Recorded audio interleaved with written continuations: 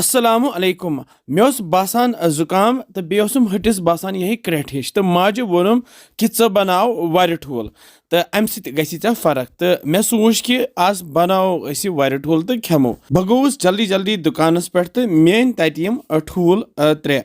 तो मे ओन बान तो यमन बानन मज फुट्रे मे अकि ठूल त्रेनवे तो अमि पत्त त्रो मे अथ यह वर यह सोई वर यस पतमे लटि बनाए वखलस मज थयम यथ बोतल मज मे कोड़ यम मज अख लकुट चमच यह वर तो यह त्रो मे यथ ठूलस सत यह मज वारिया मसाल खास कर रुहन तो प्रान यथ त्रो मे यतन नून चमच उड़ तो बे त्रो मे यथ यह वजिल मर्चवांगन घर कुली यम त्रे मे यथ 2 चमच बे त्रो मे यथ मर्च पाउडर ओड चमच मर्च पाउडर वारिया मुफीद अम सत हटिस जल्दी जल्दी फर्क गसान तो अमि पत्त लोग मे यमन ठूलन छक दिन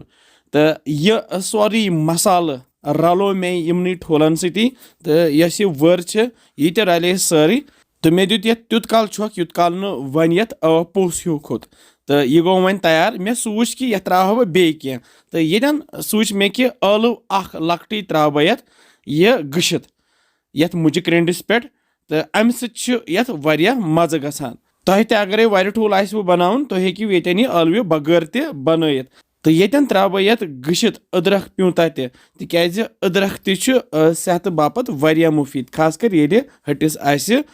क्रेट हिश बसान तो येतन हेको यथ त्रयित अस गंड प्यूंत अख ते रलावो अस सही पे यपर जोल मे गैस पे थो मे यह च्वचि तव यह बड़ हिश च्वचि तव तो हेकिव कह च्वचि तव नित अत पे त्रो मे तिल क्रोंड अख यह करो मे येतन फल तेल इस्तेमाल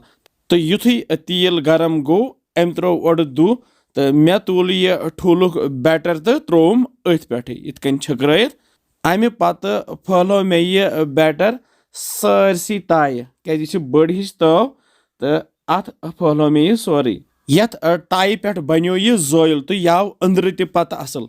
अगर तह आसव लकट हिश तव तो बनव यह थोड़ा मोट पहम तो अमि पत्त थो मे अथ पे यह ढकन तो कोर मे यह कैंसन मिनटन तैयार कह मिनट गश्ती तुल मे ढकन थोद तो यथ पे थो मे यह बोड़ हूँ प्लेट तिक्याज अत फ्योर दिन प्लेट पे फ्योर दित छुन पत्त यह फटान कह यह असल पे नेरान तो बे थो मे तव गैसस पे तो यथ पे फ्योर मे यह बे साइड यह वोथ यह ठूल आराम सान ये प्लेट पे वुचो